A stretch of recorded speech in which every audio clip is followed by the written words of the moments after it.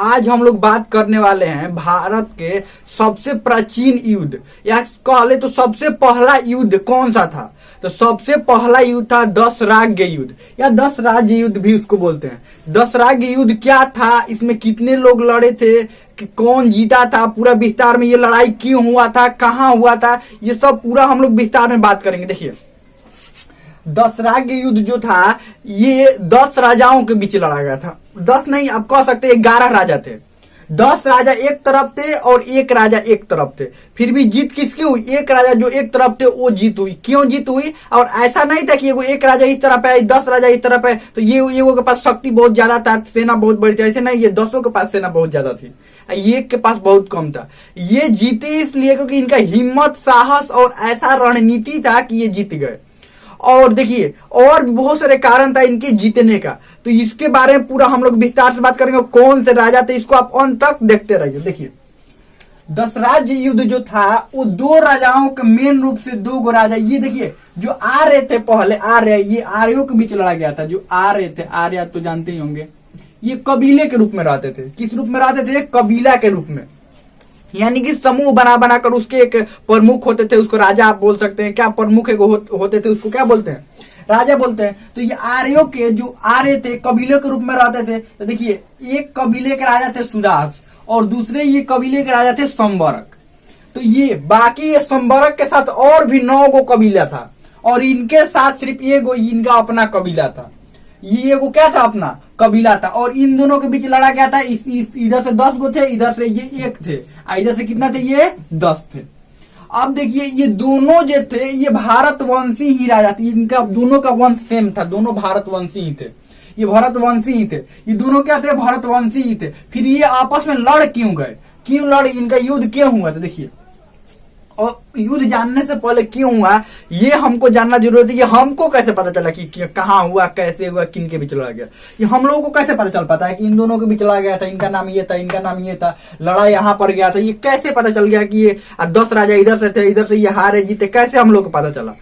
कोई इधर इस समय का तो बच्चा नहीं है कि जो बताए कि हाँ हम लोग लड़े थे, 10 लोग इधर से, 10 राजा इधर से थे, 1 राजा इधर, कोई तो है नहीं, अभी कोई बचा ही नहीं है। और एक बात समझिए, और जहां तक पुरातात्विक स्रोत की बात है, पुरातात्विक स्रोत मतलब होता है खुदाई द्वारा कुछ भी मिले।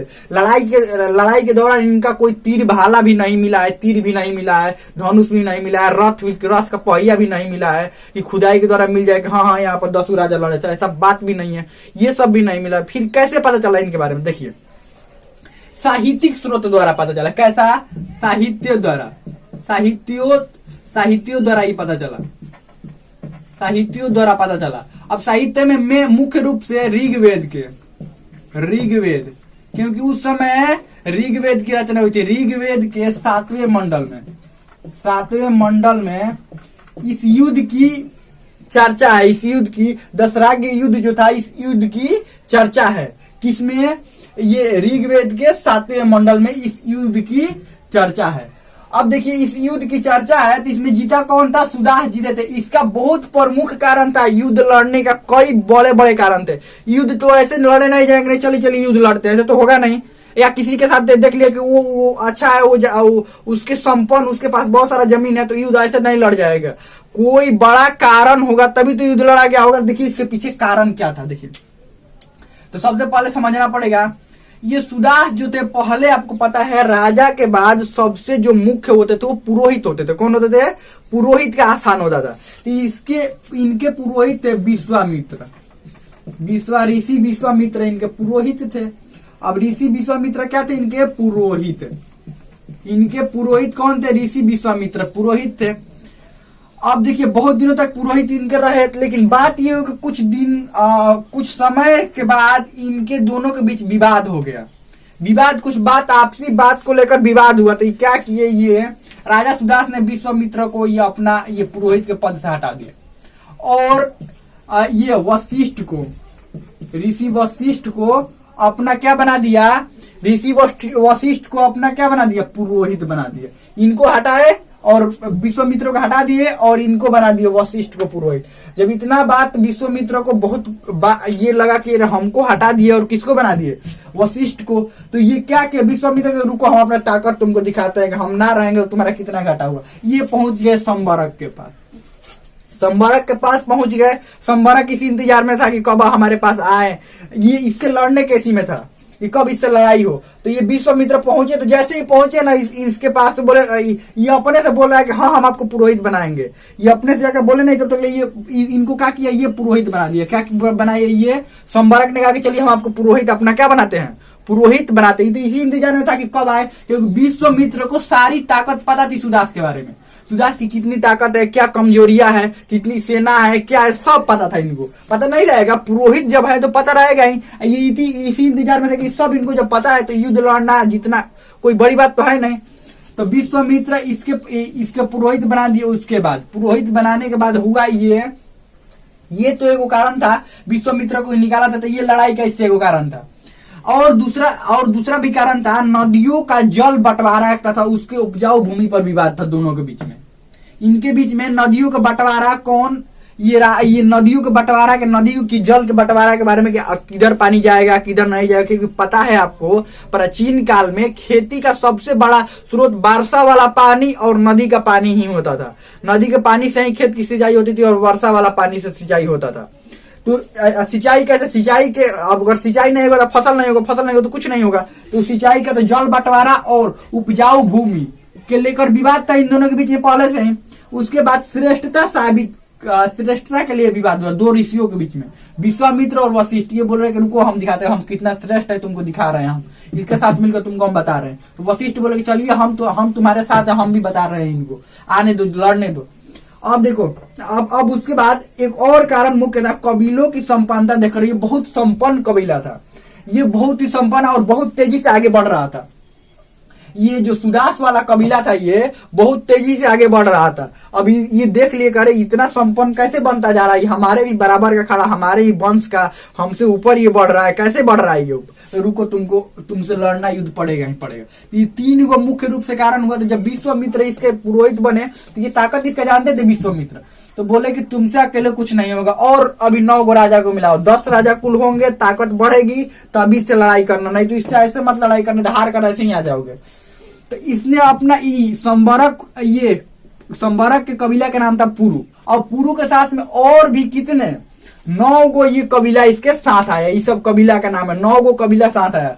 इसमें आर्य भी थे और अनार्य भी थे, मतलब उस समय 2 गो लोग हुआ करते, एक आर्य, तो ये लोग आर्य थे, और अनार्य जो आर्य नहीं थे तो उनका भी कबीला था। तो वो कबीलों को भी साथ ले, कुल कितने राजा हो गए, 10 गो राजा हो गए। इधर राजा सुदास एक ही था। कौन थे, ये दोनों भारत वंश के ही राजा थे। अब समय निश्चित हुआ और ये निश्चित हुआ कि लड़ा जाएगा रावी तट पर। ये देखिए पहले युद्ध होता था, नियम से होता था, समय निश्चित होता था, एक जगह निश्चित होती थी कि हाँ यहाँ पर लड़ना है। तो ये निश्चित हुआ रावी नदी के तट पर लड़ना है। पारुष्णी उसका नाम था, रावी नदी का पुराना नाम पारुष्णी है। तो देखिए ये पुराना नाम उस समय पारुष्णी इसका नाम था। निश्चित हुआ कि रावी नदी के तट पर लड़ा जाएगा।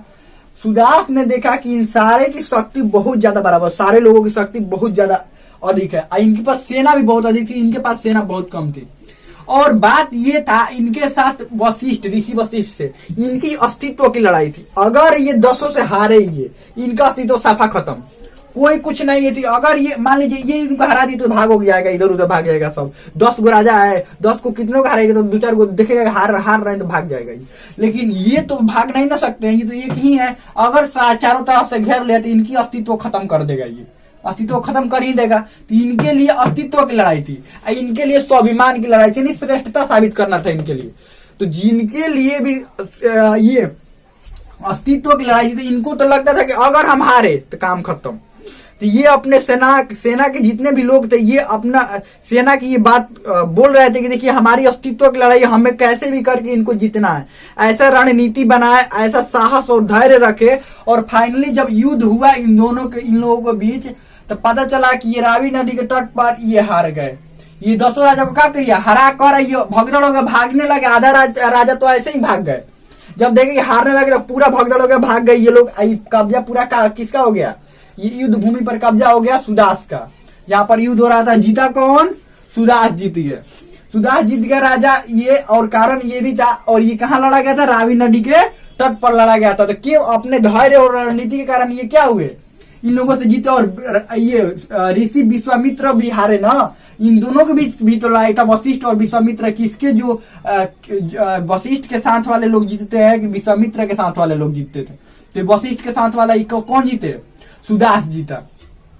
तो हमें लगता है कि दोनों को आपको समझ में आ गया होगा। इधर से 10 राजा थे, इधर से 1 राजा, इसीलिए 10 राज युद्ध इसको कहते हैं।